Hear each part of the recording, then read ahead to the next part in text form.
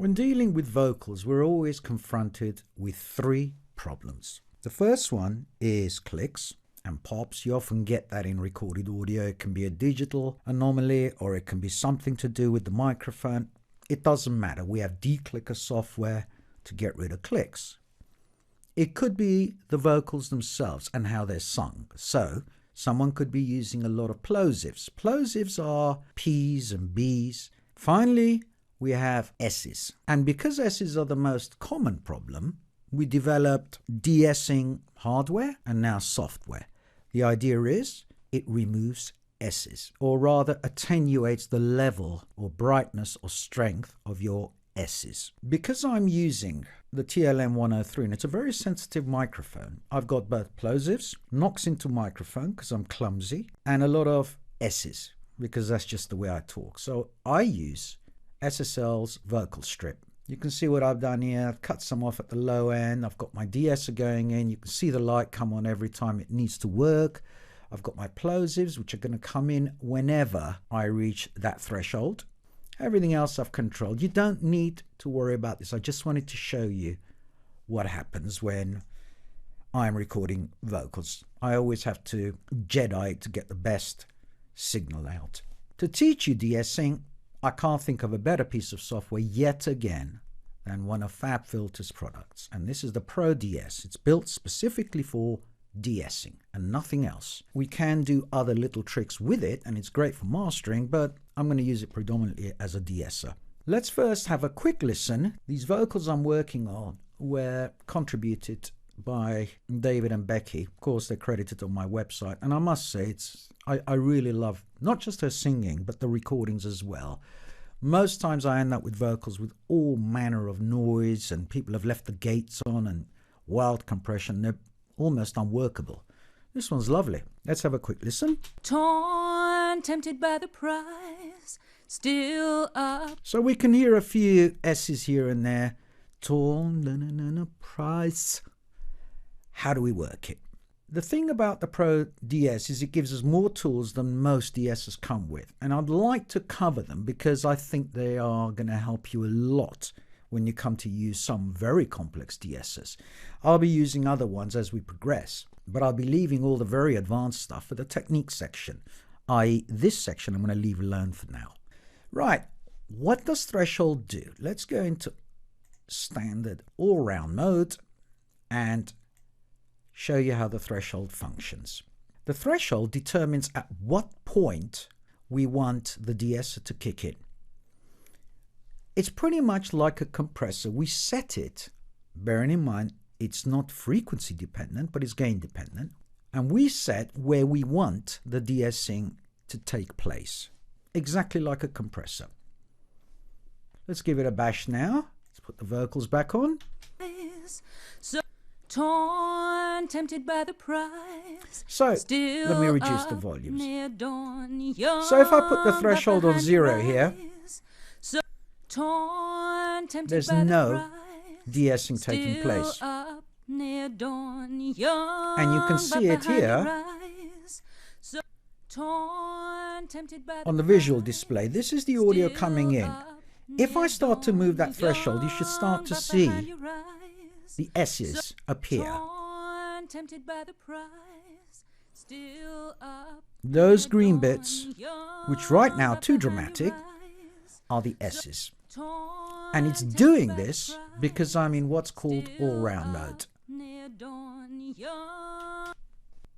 FabFilter have given us a very intelligent algorithm for single vocal lines, like this one by Becky.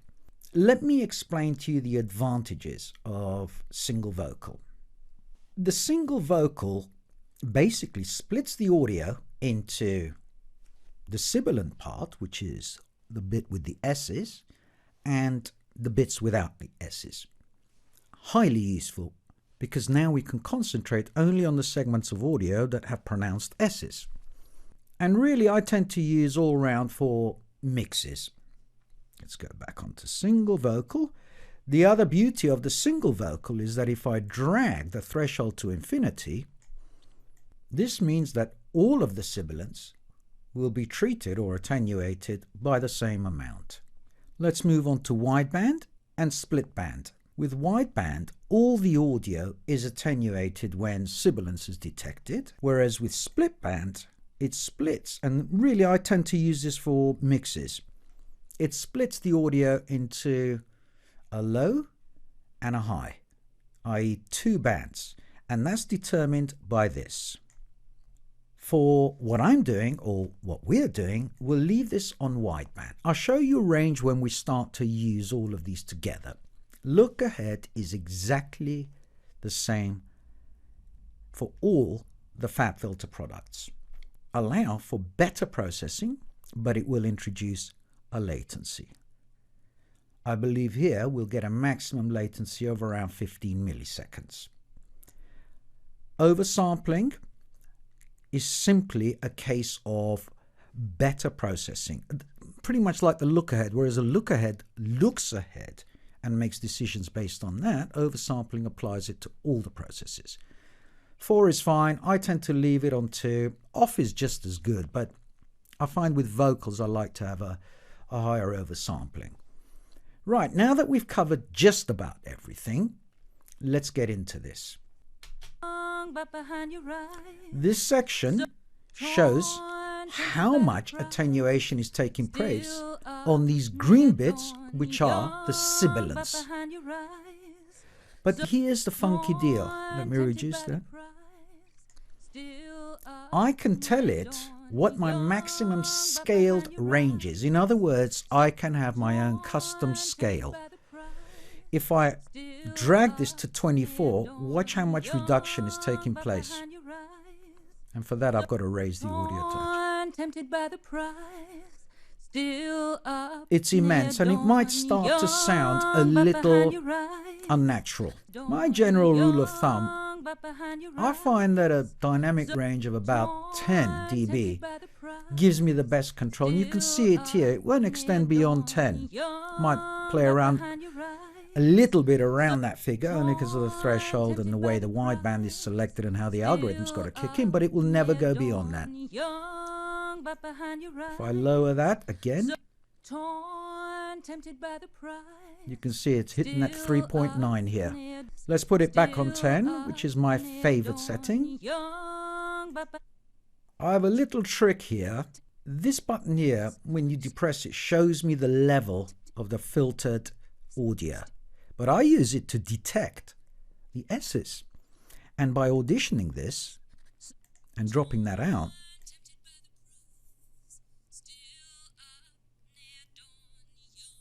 I can select which area. And usually you'll find that with vocals, anything from about 6-8 kilohertz onwards, that's where the sibilance is going to lie. Still up near dawn, young, but behind your eyes. Starting to sound so much nicer. Don't be scared to drag your threshold until you can grab the S's and then drag it down again. Don't be scared of that. Look what happens if I go there where the S's are and take it out of audition. So torn, tempted by the prize, still up near dawn, young. But because we're in single vocal mode, we can afford to let this go all the way to infinity. Let's do this in all-round mode. Watch and listen to the differences. But behind your eyes, look at this. Torn, tempted by the prize, still up near dawn, young. And now, but behind your eyes, the threshold is extremely pronounced because I'm using the whole of the band now. You can see why we use single vocal. Split band, I really don't see the point here, not on vocals. So now it's going to apply the de-essing at 10 kilohertz upwards and leave that area unaffected.